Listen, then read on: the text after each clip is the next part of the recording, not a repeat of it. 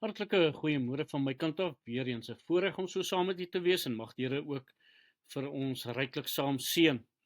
Nou die wit renoster is die grootste renoster van almal en as ou gaan kyk na die grootte ook, is hulle die tweede grootste soogdier op land. Die mannetjie se gewig so in die omgewing van 1800 kilogram tot 2500 kilogram of 1,8 ton tot 2,5 ton en die wyfies is so 1,8 ton of tot 2 ton of 1800 kilogram tot 2000 kilogram. Die gewig by geboorte is omtrent so 40 tot 60 kilogram en hulle hoogte is omtrent so 1,5 tot 1,8 meter hoog. En dan renosters het maar skaars hare op hulle lyf. Hulle het slegs op hulle ore sterk punt en dan hulle ooglede waar daar hare is. So, dis maar redelik skaars. En iets wat nogal interessant is by die woord van die Here kom, is Lot se lewe, waar hierdie man getalm het om uit te trek uit Sodom en Gomorra uit. Genesis 19 vers 16, maar hy het nog getalm, toe gryp die man hom en sy vrou en sy 2 dogters aan die hand, omdat die Here hom wou verskoon, en hulle het hom uitgebring, en hom buite verskoon, en hulle lei hom uit, en bring hom buitekant die stad. Hierdie man Lot, wat eintlik maar as ons vandag moet sê, hy het met vuur gespeel, juis oor hierdie gedagte, dat hierdie man getalm het. Hy was eers naby Sodom, en later toe sy binne in Sodom, en hy daar gebly, en wat moontlik ook is, dat hy kon deel van die stadsraad van Sodom gewees het.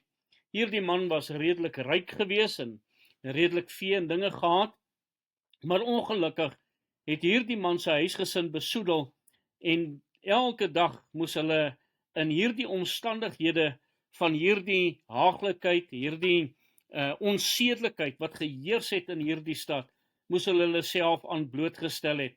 So, vir hierdie houding moes hulle duur betaal, en daarom ook dat ons eintlik maar kan sê, Lot het met vuur gespeel. Dan lees ons in vers 13, want ons gaan hierdie plek verwoes, omdat die geroep oor hulle groot is voor die aangesig van die Here. En die Here het ons gestuur om dit te verwoes. Ons sien in hierdie geval hoe die Here dan ook sy oordeel oor hierdie stad dan ook uitgespreek het. Hier is dit baie duidelik dat hulle hierdie plek verwoes gaan word, en daarom dat daar 'n waarskuwing uitgaan na Lot toe. Maar hierdie man wil talm nog in daardie stad, terwyl die saak by God vas is, dat hierdie stad dan ook verwoes sal word. En dan het die Here dan ook hulle gestuur om hulle te waarsku. So kom God en hy stuur steeds vandag nog sy engele. Hy stuur sy woord as waarskuwing. Hy stuur sy Heilige Gees wat by ons pleit en dringend met ons wil praat. Hy stuur sy kerk, die geestelike moeder. Hy stuur gebed en smeking van kinders van die Here. Soos iemand het een keer gesê het, om vir een van die kinders wat verlore sal gaan, moes hulle oor die moeder se gebed geklim het. Oor hoeveel gebedes moet u klim om in die hel te kom vandag, omdat u nie wil luister na die saak van die Here nie. Vers 17 sê, en toe hulle na buite gelei het, sê hy, vlug vir jou lewe, moenie omkyk nie, en moenie ergens in die Jordaanstreek bly staan nie, vlug na die gebergte, dat jy nie omkom nie. Hierso sien ons die meesterstuk van die duiwel, terwyl die Here wil hê ons moet vlug van sonde en dinge afweg, is die duiwel vandag se meesterstuk om mense te mislei, hulle te verblind. Hy verlei hulle deur daardie eindelose ellende waarin hulle stort, deur te talm. Hy sal nie met jou twis oor die bestaan van God nie, hy sal nie met jou twis oor die waarheid van die Bybel nie.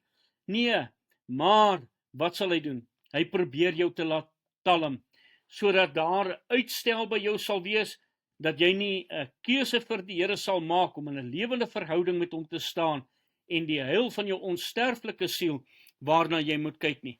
Daarom kom hier die waarskuwing ook, terwyl môre die duiwelse dag is, sê die Here, vandag as jy sy stem hoor, verward nie jou hart nie. Hy sê ook daarso vir ons, kyk, nou is die wel aangename tyd, en kom nou, laat ons die saak uitmaak. God se tyd is nou, moenie uitstel, as die Here met jou praat nie, wie weet, of môre ooit nog sal kom. Mag die Here genade skenk, reageer as die Here met jou praat, op watter terrein dit ook al mag wees. Kom ons bid saam. Here, dankie dat ons kan bid vir hulle wat miskien ernstig deur hierdie woord aangespreek word, dat hulle sal reageer daarop, en nie sal talm nie. Amen.